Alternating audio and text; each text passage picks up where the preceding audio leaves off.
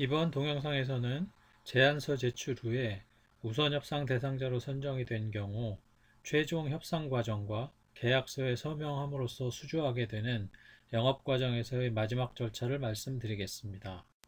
제안 평가 후에 고객은 결과를 제안 참여 업체에게 통보합니다. 우선 협상 대상자라거나 차순위 협상 대상자 등 순위를 발표하게 됩니다. 스테이지 5는 우선 협상 대상으로 선발되는 경우 업무 범위나 가격, 계약 조건 등 미세한 부분을 다시 협상하는 과정입니다. 우선 협상을 하는 경우 주로 미세한 가격 협상, 프로젝트인 경우 자사 인력의 범위나 참여 인원의 등급, 하도급에 대한 문제 등 고객이 갖고 있는 규정에 맞추려는 협상을 하게 됩니다. 이 과정에서 영업사원은 고객의 최종 발주 목표나 컴펠링 이벤트에 대한 내용을 상기하셔서 대응하셔야 합니다. 그리고 고객이 최종 발주를 위하여 어떤 분의 승인이 필요한 것인지 고객의 승인 절차를 이해하는 것이 중요합니다. 일반 기업의 경우 대표이사 혹은 전결권자가 승인하면 발주할 수 있지만 금융기관의 경우 외부 발주에는 총무부장의 승인이 있어야 발주서를 발행할 수 있는 경우도 있습니다.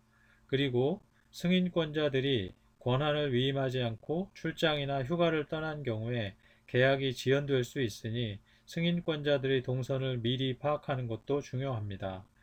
계약서의 조항은 양측이 매우 까다롭게 검토하는 사안입니다.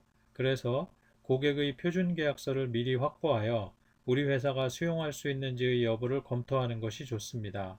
특히 지적재산권, 손배 조항, 지체 상금의 한도 등은 매우 민감하여 양보하기 어려운 경우가 발생합니다.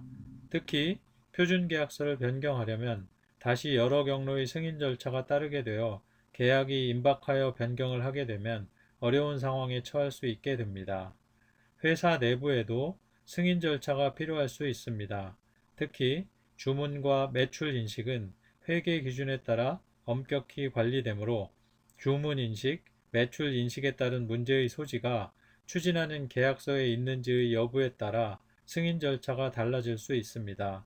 예를 들어 12개월 프로젝트를 진행하는데 매월 수익 비용을 매치하여 회계 처리하는 것이 보통이나 계약서의 지체 상금의 조건에 따라 비용은 발생하는데 매출은 일정 기간 뒤에 인식해야 할 수도 있습니다.